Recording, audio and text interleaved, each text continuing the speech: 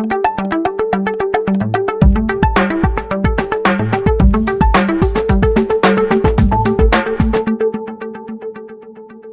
le cadre de la programmation jeune public, la compagnie Fred Tepp et son spectacle Tuiles étaient sur la scène du tram pour 4 séances.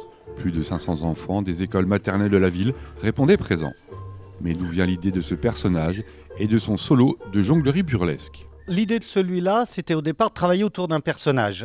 C'était ça le point de départ. Je suis passionné par le cinéma muet des années 20, 30, donc bon, les classiques, Harold Lloyd, Keaton, Chaplin, ce qu'on connaît tous. Donc ça, c'était le point de départ. Vu que je suis circassien au départ, j'avais envie de me frotter un petit peu au jeu d'acteur.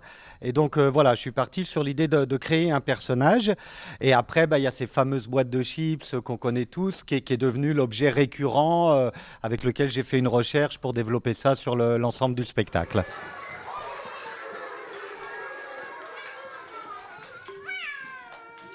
Fred Tepp crée un univers magique et poétique où les objets du quotidien sont détournés de leur fonction, tout en gardant l'esprit d'un Jacques Tati. En fait, ce qui m'intéressait par rapport à ce travail d'acteur, c'était de le travailler d'une façon technique.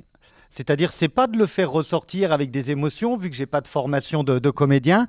Donc, l'idée, c'était ça, le challenge. C'était de voir vraiment comment travailler tous ces gens, Tati, la précision des mouvements. Et pour moi, ils arrivent à exprimer des choses par la gestuelle, pas forcément par le ressenti. Je sais pas si je suis très clair.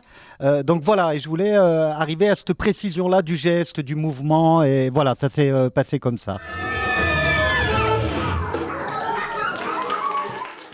Numéro d'équilibriste avec des tabourets, avec un étendoir à linge qui se rebelle, ou encore des boîtes de chips.